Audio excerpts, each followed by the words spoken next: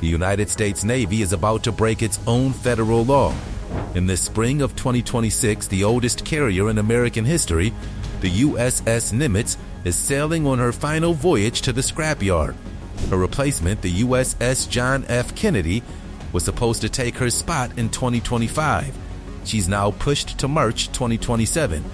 For over a year, the world's most powerful Navy will run on only 10 carriers. Why does that matter? Because Congress wrote a number into federal law, Title 10, Section 8062.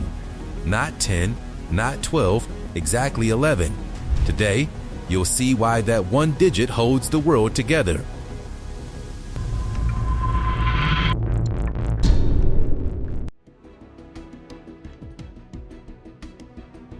Let's start with the law. Most people don't realize the size of the American carrier fleet isn't a Pentagon preference, it's codified in the United States Code. Title 10, Section 8062, subsection B reads plainly, "The naval combat forces of the Navy shall include not less than 11 operational aircraft carriers." That's a legally binding floor. If the Secretary of the Navy tried to run 9 carriers on a normal Tuesday, it would violate an act of Congress. Here's the detail almost nobody knows. It wasn't always 11. Until October 2006, the law required 12. Then Congress passed the John Warner National Defense Authorization Act for fiscal year 2007, and inside Section 1011A, they quietly dropped the number from 12 to 11. One single digit. When the strategic footprint of the United States Navy was redrawn. Why did Congress do that? Because the Cold War was over, shipbuilding costs were climbing fast, and maintaining 12 nuclear supercarriers was straining the industrial base. But lawmakers also understood something fundamental. You can't run a 21st century Navy without a written floor. If you leave it to budget fights, the fleet slowly erodes until one day a president wakes up and realizes America can't respond to 2 crises at once. So they codified it. 11, minimum. And they went further. That same law prohibits retiring any nuclear carrier before its first refueling. You can't just scrap ships to save money. But that raises the deeper question. Why did Congress land on this exact number? Why not 9 or 13 or 15? The answer lives inside a concept the Navy calls the Optimized Fleet Response Plan. Once you understand it, you'll see why subtracting a single ship doesn't just hurt, it breaks everything. Think of the entire carrier fleet not as 11 ships, but as 3 buckets of ships cycling through 3 radically different lives. The Navy calls this the Optimized Fleet Response Plan. I'll call it the rule of thirds, because that's what it is, a brutal rotation that swallows every carrier whole. Bucket 1 is the tip of the spear. At any moment, roughly 3 carriers are physically deployed, launching jets and projecting force. As we speak, ships like the USS Dwight D. Eisenhower and Carl Vinson have been in the Middle East. The USS George Washington has been underway in the Philippine Sea. The USS Abraham Lincoln has been running missions in the Arabian Sea under Operation Epic Fury. These are 100,000-ton warships actively intercepting Houthi missiles, monitoring Chinese movements near Taiwan, and keeping the global shipping lanes, which carry roughly 80% of international trade, from collapsing into chaos. Bucket 2 is the purgatory bucket. Another 3 to 4 carriers sit in American ports, and to a civilian walking past them, they look ready. They're not. The air wings are requalifying pilots who've been on shore duty for a year. Pilots have to literally relearn how to land a 50,000-pound fighter on a moving steel deck at 150 miles per hour in the dark. Deck crews drill on aircraft handling. The engineers run reactor checks. These ships could sail in an absolute emergency, but day to day, they're offline. Bucket 3 is the graveyard shift. The last 4 to 5 carriers are in maintenance, and I am not talking about an oil change. I am talking about ships stripped down to their bones. The USS John C. Stennis is sitting in Newport News right now with her reactors partially torn out. The USS Ronald Reagan entered a 17-month maintenance cycle in April 2025 and isn't expected to emerge until late 2026. The US Harry Truman and the Eisenhower are cycling through their own overhauls. These aren't ships.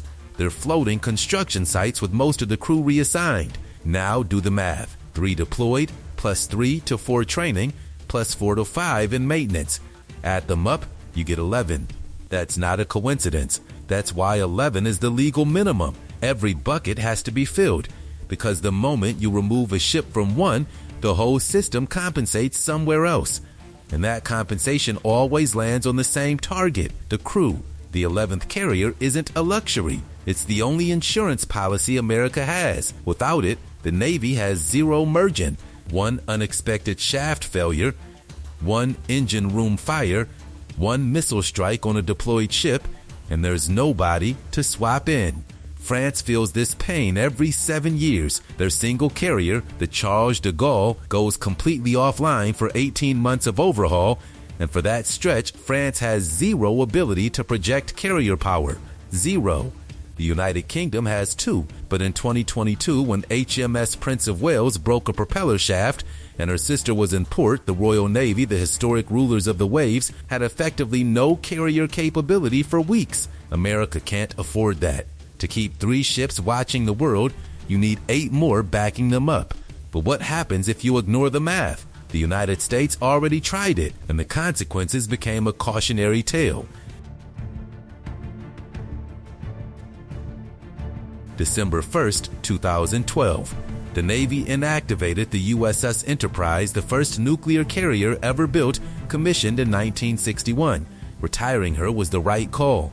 The problem was her replacement, the Gerald R. Ford, wasn't ready, so Congress issued a temporary waiver of the 11 carrier law. Pentagon planners swore it would be a short gap. They'd stretch schedules. They'd make it work. For nearly 5 years, America operated with only 10 carriers. The consequences were brutal in ways civilians never saw on the news. Deployments that used to last 7 months started stretching, first to 8, then 9, then 10. By 2017, some crews had been at sea for nearly 300 days straight.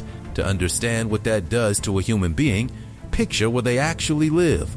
A typical enlisted sailor sleeps in a berthing compartment with 60 to 100 others. The rack measures 72 inches long by 26 wide, stacked 3 high, with about 20 inches of space between your face and the rack above you. It's smaller than a prison cell. 4 showers serve 100 people. Catapults slamming into the deck overhead shake the compartment at 2 in the morning. Now imagine doing that for 10 months with no release date in sight. The death spiral started fast. Sailors began calling home with the news nobody wanted to give. Honey, I'm not coming back in June, it looks like October. Divorce rates among carrier crews spiked. Experienced chief petty officers, the backbone of any warship, the ones who actually know how to run a nuclear reactor at 3 a.m., started walking away. Fighter pilots who cost taxpayers millions to train quietly quit and flew for Delta and United, because at Delta you sleep in a real bed. Then the ships started breaking. Carriers overdue for maintenance developed stress fractures. Catapults failed mid-launch. Electrical grids shorted out.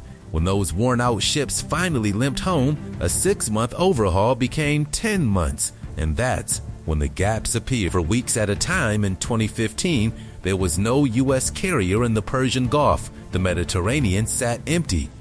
Adversaries like Iran and Russia noticed. They tracked exactly when American presence disappeared. The USS Gerald R. Ford was finally commissioned in July 2017, and the Navy returned to 11. But the lesson was permanent. 10 isn't a smaller 11. 10 is a different species. A fleet that cannibalizes itself. Which brings us to the uncomfortable question. Why do carriers have to be broken for so long in the first place?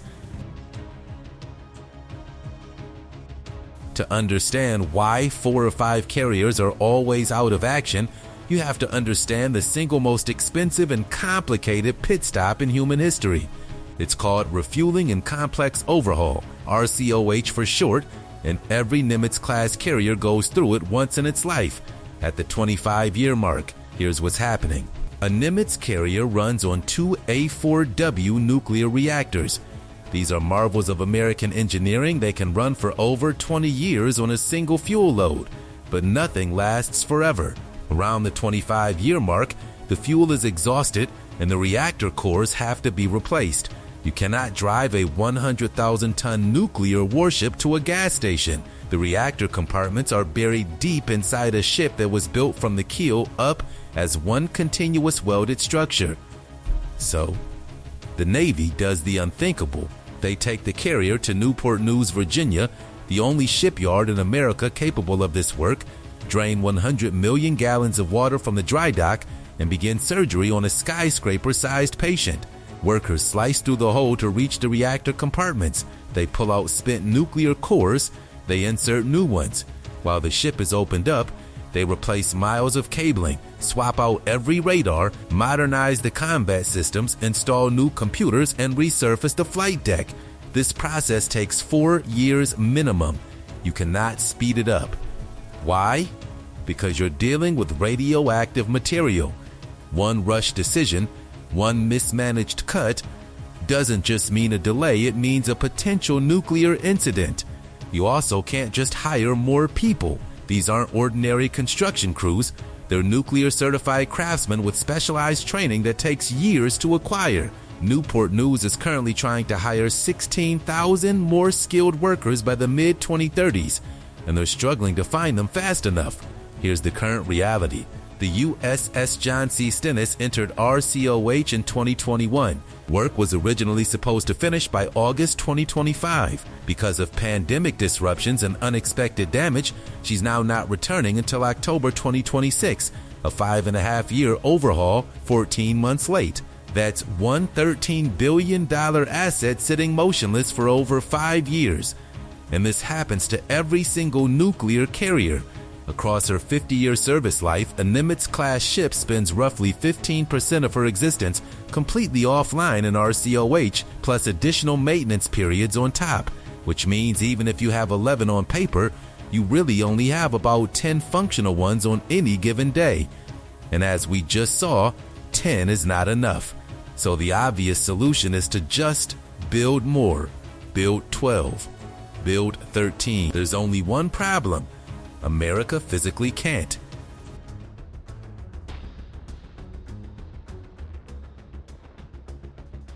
During the Cold War, the United States had multiple shipyards capable of building aircraft carriers.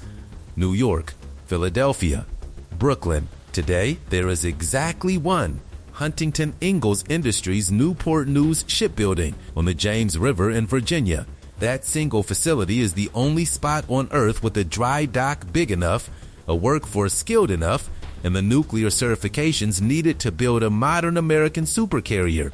If a hurricane hits that shipyard and Virginia gets hurricanes, America's ability to build new carriers doesn't shrink. It stops completely, and that single yard is already pushed to its limit. Newport News currently employs around 26,000 shipbuilders. For the first time in its history, the yard is assembling 2 Ford-class carriers simultaneously inside the same dry dock, the future USS Enterprise, CVN-80, and the future USS Doris Miller, CVN-81. The facility where this is happening is called Dry Dock 12. It's 2,173 feet long, the largest construction dry dock in the Western Hemisphere, and it's full.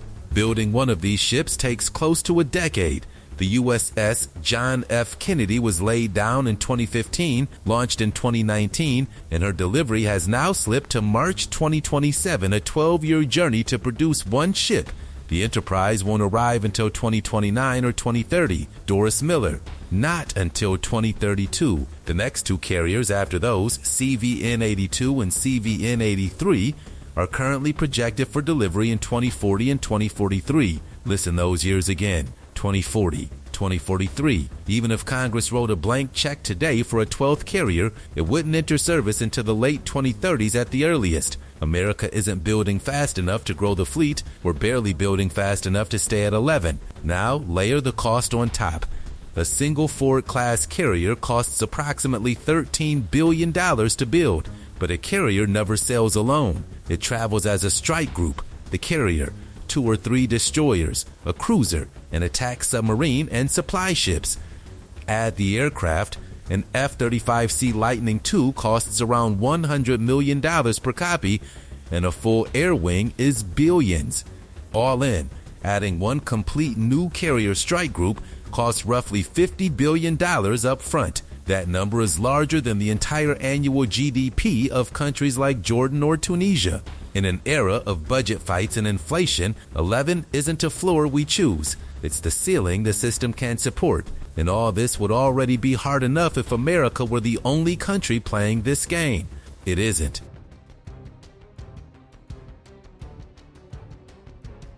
In 2010, China had 0 aircraft carriers. 0. Today, they have 3. And according to a Pentagon report released in December 2025, they're aiming for 9 by 2035. In 15 years, the People's Liberation Army Navy has gone from a coastal defense force to a rising blue water power. They started with the Liaoning in 2012, a refurbished Soviet hull they bought from Ukraine and studied like an engineering textbook. Then came the Shandong in 2019, their first domestically built carrier. Then, on November 5th, 2025, at Yulin Naval Base in Han, China commissioned the Fujian, an 80,000-ton supercarrier equipped with electromagnetic aircraft launch catapults, the same generation of technology the American Ford class uses. The Fujian is the largest non-nuclear warship ever built. For decades, the United States was effectively the only country that could project carrier power globally. France had 1. Britain had 2. Everyone else had small ski jump carriers with limited reach. That world is ending. China is building the largest carrier force in the Indo-Pacific since World War II. Before anyone panics, there's still a gap. 2 former U.S. Navy officers who studied the Fujian's flight deck told CNN in late 2025 that the ship currently operates at only about 60% of the capability of a 50-year-old Nimitz-class carrier. The Fujian's deck layout doesn't allow simultaneous launch and recovery of aircraft. Her crews have never done real combat operations. Carrier aviation is an art, and the Americans have had a century to master it, losing hundreds of aviators on the way. But capability gaps close, fast. The Fujian's sister, the Type 004, is already under construction at Dalian Shipyard. She's expected to be China's first nuclear-powered carrier and reportedly designed to displace 120,000 tons larger than even the Ford. This is exactly why the number 11 is not academic. In a world where China is racing, where Iran can close the Strait of Hormuz, where Russia can destabilize the Mediterranean, the American carrier force is not overkill. It's the bare minimum required to keep 3 ships pointed at 3 simultaneous threats, with an 11th in reserve for when, not if, one of them breaks, which is what makes the crisis unfolding right now so uncomfortable. Let's bring everything together, because as of this year, 2026, the United States Navy is staring down the exact scenario it swore after 2012 it would never repeat. The USS Nimitz, the namesake of her class, was scheduled to retire in May 2026. The ship is 50 years old. She entered service in 1975, before the internet, before personal computers, before most of her sailors were born. Her replacement, the USS John F. Kennedy, was supposed to be delivered in July 2025. In the spring of 2025, that date was officially pushed to March 2027, a 20-month slip, blamed on issues with the advanced arresting gear and the advanced weapons elevators. The consequences cascade. To keep the fleet from falling below the legal minimum, the Navy has extended the Nimitz's service life and is keeping the USS Dwight D. Eisenhower in service into the 2030s, a ship originally set to retire in 2026. Eisenhower will turn 50 before she's decommissioned, and even with those extensions, the arithmetic is tight. The USS Gerald R. Ford just returned from the longest post-Vietnam carrier deployment in U.S. Navy history, operating in the Caribbean, where she played a high-profile role in operations against the Maduro regime in Venezuela, then transiting to the Eastern Mediterranean for Operation Epic Fury. Her crews are exhausted. The Chief of Naval Operations himself publicly said he would push back on any further extension of her deployment. Reagan doesn't emerge from maintenance until late 2026. Stennis isn't back until October 2026. Eisenhower, Truman, all in the shop. At multiple points in 2026, the real-world number of combat-ready carriers sits dangerously close to 3, with no crisis forcing a surge. This is what the 11 carrier floor actually looks like up close. Not 11 mighty ships sailing in formation. It's a stressed system held together by law, by extensions, and by crews who keep showing up.